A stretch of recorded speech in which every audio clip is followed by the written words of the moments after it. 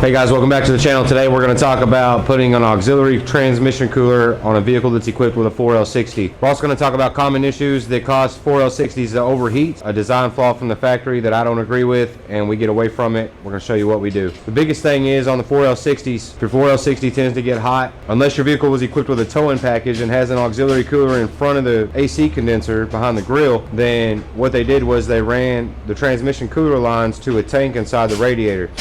Now we're aiming for about 140 to 170 degree operating temperatures for a 4L60, and with that tank being inside the radiator in stop and go traffic, at stoplight, school traffic, stuff like that, you may experience an increase in temperatures up to around normal engine operating temperature, which is 210 degrees.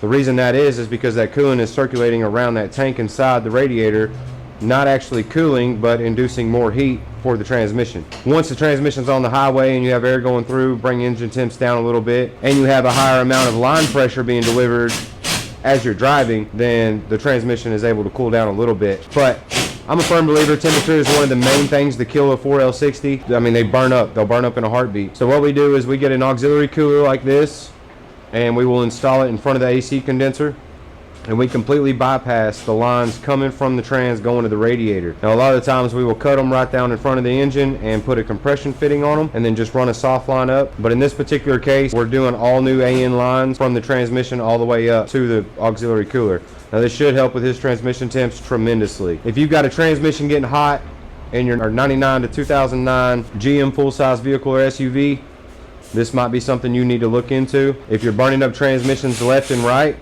constantly one after another, this is definitely something to look into. We found that any transmission that we replace, we will install one of these and get away from that tank in the radiator. Another common issue for stock setups is there's a section of soft line right in front of the radiator. Those are known to break down and deteriorate on the inside, and they'll do what we call fish scaling, and it causes one of those lines to essentially clog up. It's very common, we see it a lot, and you'll notice because the trans temp will just not stop climbing. We're going to get away from all that today, and we're going to install this Hayden auxiliary transmission oil cooler right here behind the grill. We're going to drop the part numbers and the links directly in the description. We hope you guys enjoy it. Let's dive into it.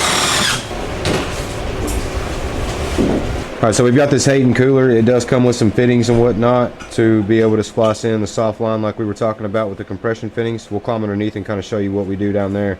But on this particular one, we are installing it right where the factory tow and haul auxiliary cooler would be. Now, even though GM adds that, don't get excited thinking, hey, I don't need to do this because I have that from the factory. Because what they do is they run into the tank on the passenger side, into the radiator. They come out of that tank, then go to the cooler, then come back out of the cooler and go back to the trans. So at the end of the day, we still need to bypass this tank in the radiator and try to get away from it. Now, these trans coolers do also come with some zip tie style hold downs that fasten it to the AC condenser, but then you've got to lay the radiator forward. There's a lot more work entailed in doing that. So what I like to do is this little kit that comes with these metal straps and some bolts and nuts and screws, and we hard mount them directly to the core support brace where the factory one would be mounted. And like I said, on this particular one, we're coming out with 6 AN lines, and we're running all the way back to the trans from there.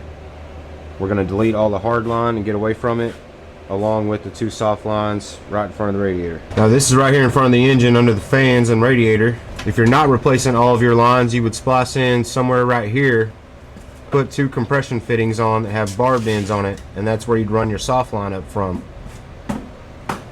But in our case, we're going to be deleting all of these and redoing lines. There's one of the soft lines I was talking about that is known to fish scale and will stop up, not allow adequate cooling for the transmission. We have another one right above it on the other line.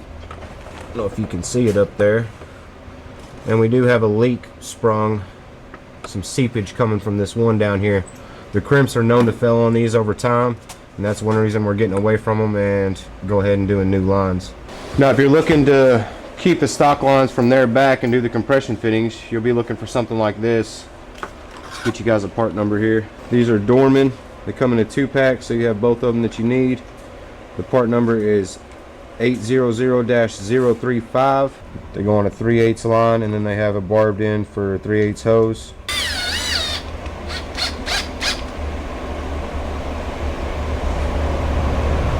If you're running AN lines, you'll need to pick up a couple of these to swap out in the transmission. That way you can bolt an AN line up to it. And then we're using an Evil Energy 6AN kit that comes with the fittings as well. And here's what the cooler itself comes with. And these actually screw on to the 6AN fittings that are on the cooler and allow you to put a push lock style hose on it, which that comes with. And then there's the isolators and zip tie style fasteners. And we have used these in the past, but like I said, unless you want to take the radiator out of this thing, or at least lean it back and fight with all that, the extra little bit of money to pick up this kit right here from Permacool. It's a part number 104, which is exactly what we did here. We cut 4 mounts, got that thing in there. She's solid. We got clearance behind the AC condenser. Comes with 4 of these and some hardware. You can cut them and bend them to whatever you need. So here we are making the 6AN lines. Now, we did have to pull the bumper off this specific Tahoe to have adequate room to get back here and do what we needed. Depending on your application, you may not have to do that. Some of the 99 to 06s you can pull just the grill. So now we're going to get our lines put on and mocked up so we can cut the length. Alright, so we got this thing installed. Sammy did some tests, made sure it didn't leak. Got us a couple hold downs, tie the lines together. But we're about to get the bumper cover back on this thing. We'll drop the links to everything that we used in the description and part numbers. You guys make sure to hit that subscribe button, like, share, and comment. Let us know if you're liking the content. If you have any questions, you can email us at support@727motorsports.net. Thank you guys for watching. Until next week, if you're not following us, grab that button.